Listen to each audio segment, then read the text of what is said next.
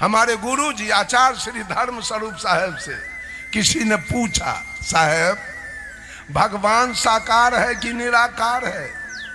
तो गुरु जी ने जवाब दिया, भगवान न साकार है, भगवान न निराकार है, भगवान बिल्कुल बेकार है। भगवान के नाम पर इतना ठगैती चल रही है, भगवान के नाम पर इतनी दलाली चल रही है।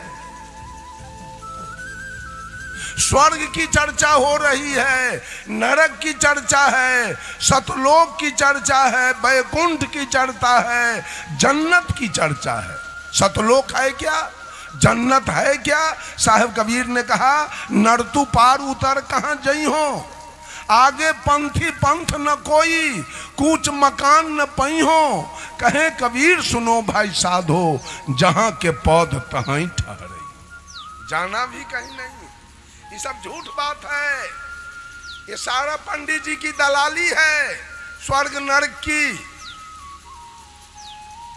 कहीं न स्वर्ग है, कहीं न नरक है। एक बात जरूर है, संत जहां जाते हैं वो जगह स्वर्ग बनता है, अब पापी जहां जाता है वो जगह नरक बन जाता है। क्या धर्म है? किसके पूजने से हमारी मुक्ति होगी?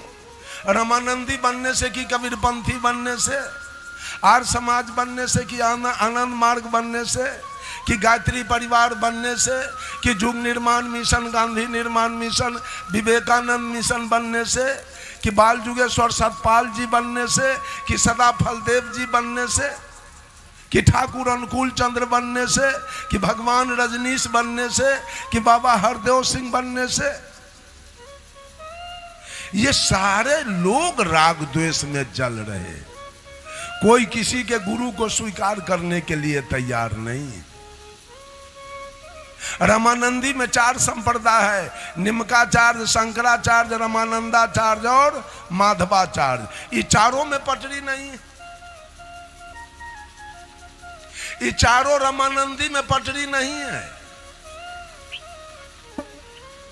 कबीरपंथी में 12 पंथ है, बचन वंश, वंश गादी, भगताही, जागू साहेब, तत्वा जीवा, सूरत गोपाल साहेब, गरीब साहेब, बुनियाद स्वामी, दरिया साहेब,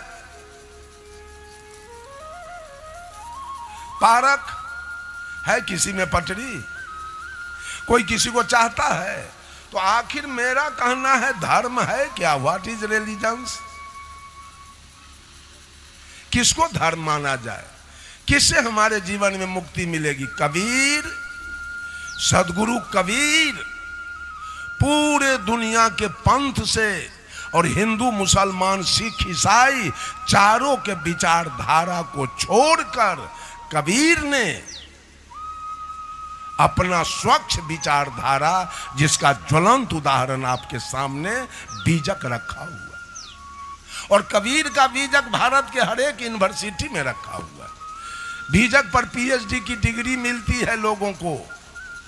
जरा बीजक उलट के देखिए, कबीर ने हिंदू को भी लतारा, मुसलमान को भी लतारा, सिख को भी लतारा, और ईसाई कहा पक्षा पक्षी के कारण सब जग रहा भुलान, निरपक्ष हो के जो भजे सो ही संत सुजा।